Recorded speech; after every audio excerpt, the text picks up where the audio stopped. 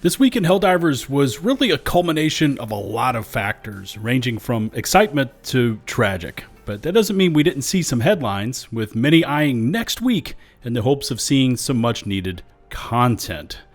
Thanks so much for your awesome and continued support. In case you are new here, please hit subscribe and ring the notifications bell to receive my future upload alerts, as we now take a look back at the week that was Helldivers.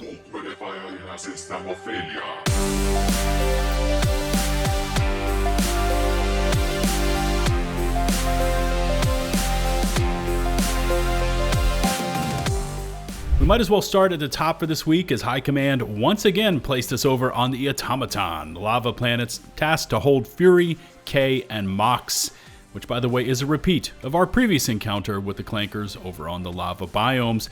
Unfortunately though, minus the cool new missions we saw last time, like Rapid Acquisition, due to us defending this time instead of liberating, which is, by the way, what we had to do last time, but it still would have been cool as hell if Arrowhead just kind of added them in just for the hell of it. However, it does seem that lava lamps have now been banned and removed from Super Earth store shelves, being deemed a potential household hazard, so I guess that's something. As of present, with just under 3 days to go on this one, we currently have all 3 of those MO planets under our control, which is why we just recently received a minor order as a target to liberate Vog Sohoth, which conveniently has the Ensign core on it, wrecking diver dreams and headshotting us from other galaxies. This one also has just under 3 days to go, and with a little over 56,000 divers logged on and spreading managed democracy right now, about a third of you are on this target of opportunity planet and doing battle with those demon firebots. Outside of there, if you want a quick 15 medals, successfully extract from 3 missions, and they are yours. It looks like the bulk of Arrowhead is or has returned from winter holiday, including their CEO, Shams Jorjani, who immediately took to Discord messaging up a storm, with this one, quote, "A lot of Helldivers will die," being a response to a Discord member's request for a little hint about the next major order.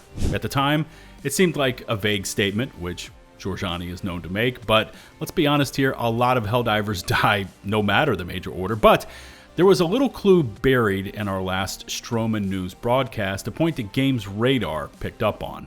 After Helldivers 2 boss teased death and destruction in an upcoming update, new Illuminate structures ominously appear in a blink-and-you'll-miss-it moment in Super Earth media.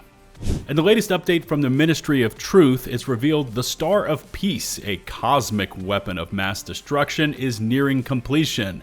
I doubt that last part. I'm sure we have many more steps to go. But anyways, quote, "This historic upgrade will convert the Democracy Space Station, the DSS, into a macro-scale laser capable of generating a high-yield beam optimized for mass freedom dispension," states the report. However, amid the footage used, around 23 seconds in is one extremely quick glance at what definitely looks like an old Squidith stronghold of some sort, enough to send a chill down the spine of anyone who remembers facing them already. The squid-like creatures, dubbed Illuminate by mankind, have been around for many thousands of years, more than humans, and their advancement is a real test for Super Earth. As one loyal Helldiver reacts on Reddit, quote, "At this point, I have no f***ing idea what the next major update is." Now, there's several pieces here to unlock from this broadcast, the first of which is the Star of Peace, which, based on this piece of artwork, looks to be the DSS, but firing its death beam at a small planet, or possibly an asteroid, completely destroying it in the process. But I wouldn't get too overhyped just yet, because if this thing was capable of destroying entire planets, what would that mean for the Galactic War? Well, we could just roll up to good old Crimsica or Vernon Wells and nuke that thing out of existence from high orbit. And we know how Arrowhead is about giving us items that are too powerful. I mean, think about it. If the Coyote was too OP in their eyes, are they really going to give us something that can disintegrate an entire enemy planet? Probably not.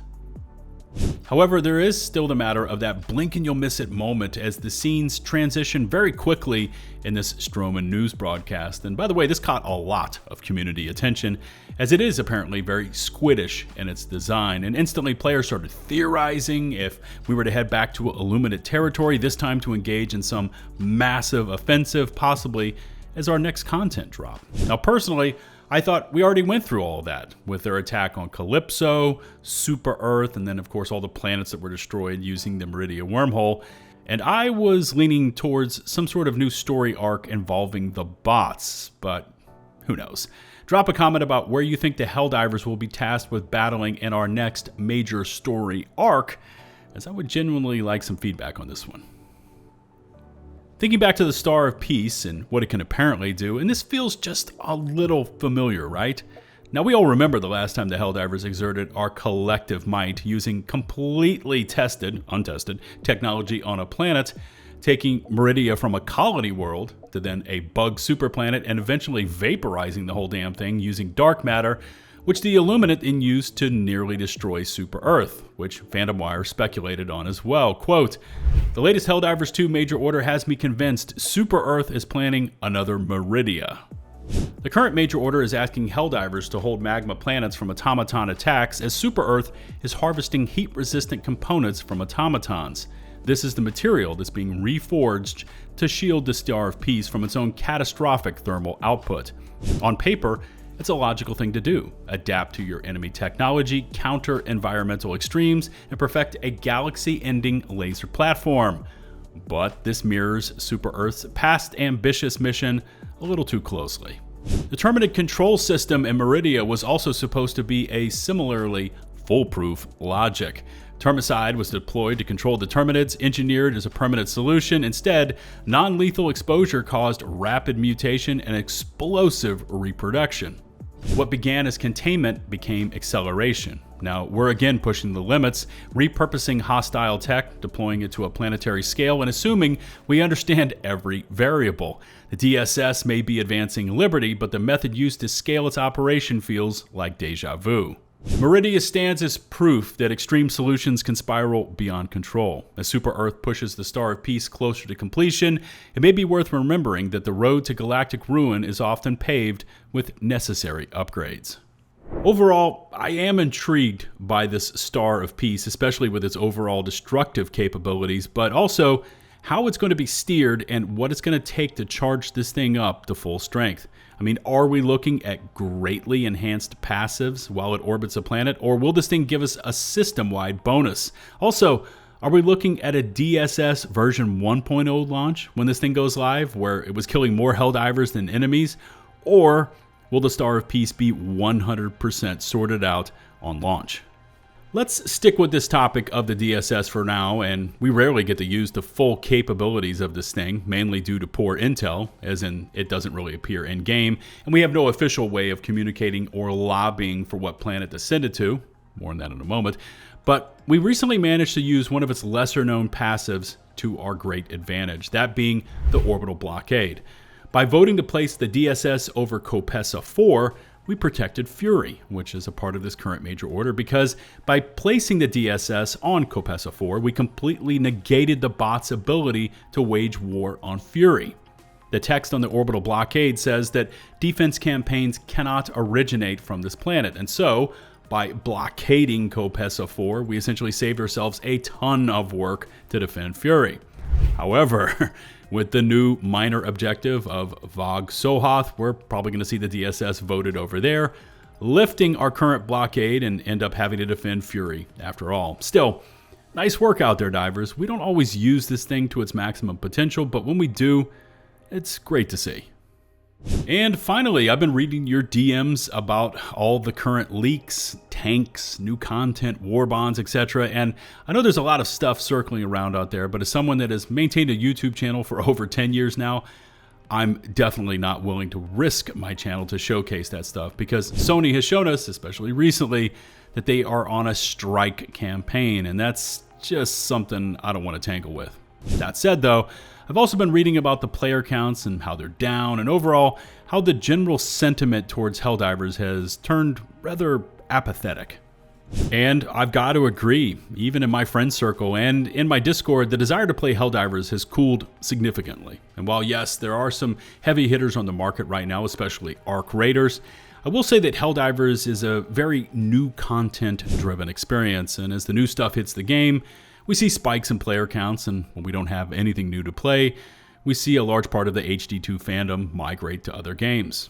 I mean, in the past, we saw player counts spike to over 500,000 back in late August when we simultaneously got the ODST Warbond and Xbox joined the ranks, then adding into the Untested content into the game just a few short days later, and then the Dust Devils Warbond to boot.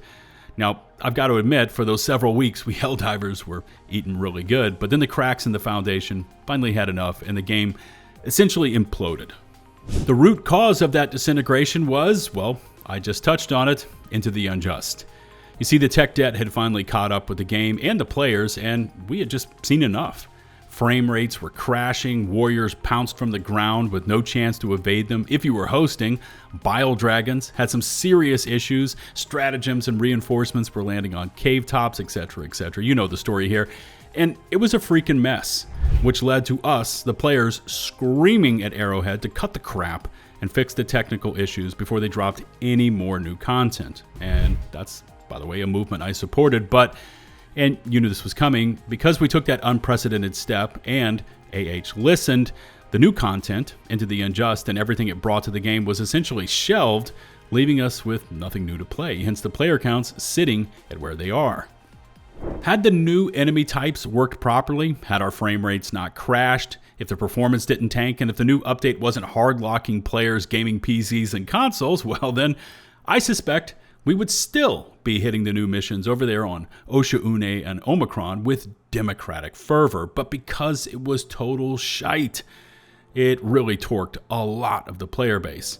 Now, this is all kind of a roundabout way of saying that if Into the Unjust had worked even remotely well, we would see a much stronger retention of the player base, but since it essentially flopped, we've been months and months and months with nothing new to play, and outside of Warbonds, there's not been much to do that felt even remotely meaningful. And of course, the results are in the player counts, showing us just a fraction of what they did 3 months ago when we had that flood of new recruits, Warbonds, and the initial launch of Into the Untested.